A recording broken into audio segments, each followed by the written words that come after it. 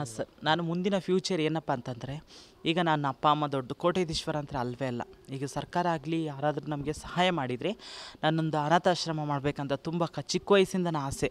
ಯಾಕಂದರೆ ವಯಸ್ಸಾದ ಮಂಗಳ ಮಕ್ಕಳಿಗೆ, ನಮಗೆ ಗಂಡ ಇರಲ್ಲ, ಮಕ್ಕಳಿರಲ್ಲ, ಯಾರಿರಲ್ಲ, ನಾಳೆ ವಯಸ್ಸಾದ್ರೂ ಕೂಡ ನಾವೇ ದುಡ್ಡು ತಿನ್ನಬೇಕು, ಅಷ್ಟು ಕಷ್ಟ ನಮ್ಮ ಜೀವನ. ಈಗ ಅಂಥ ಕಷ್ಟದ ನಡುವೆಲ್ಲಿ ಔಷಧಿಗೆ ಆಗಿರ್ಬೋದು, ಮೆಡಿಷನ್ಗೆ ಆಗಿರ್ಬೋದು ದುಡ್ಡಿರಲ್ಲ ನಮ್ಮ ಹತ್ರ.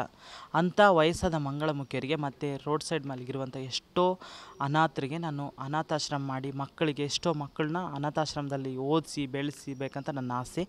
ಎಷ್ಟೋ ಮಕ್ಕಳಿಗೆ ನಾನು ತಾಯಿ ಆಗ್ಲಿಕ್ಕೆ ಇಷ್ಟಪಡ್ತೀನಿ, ಎಷ್ಟೋ ತಂದೆ ತಾಯಿಗಳಿಗೆ ನಾನು ಅವರಿಗೆ ಮಗಳಾಗಕ್ಕೆ ಇಷ್ಟಪಡ್ತೀನಿ ಸರ್. ಹಾಗಾಗಿ ನನಗೆ ಅನಾಥಾಶ್ರಮ ನನಗೊಂದು ಸೌಲಭ್ಯಗಳೆಲ್ಲ ಕೊಟ್ಟರೆ ನಾನೊಂದು ಸಾಧನೆ ಮಾಡಿ ತೋರಿಸ್ತೇನೆ. ಮತ್ತು ರಿಯಾಲಿಟಿ ಶೋಗಳಿಗೆ ನಮಗೆ ಆಪರ್ಚುನಿಟಿ ಕೊಡಲೇಬೇಕು.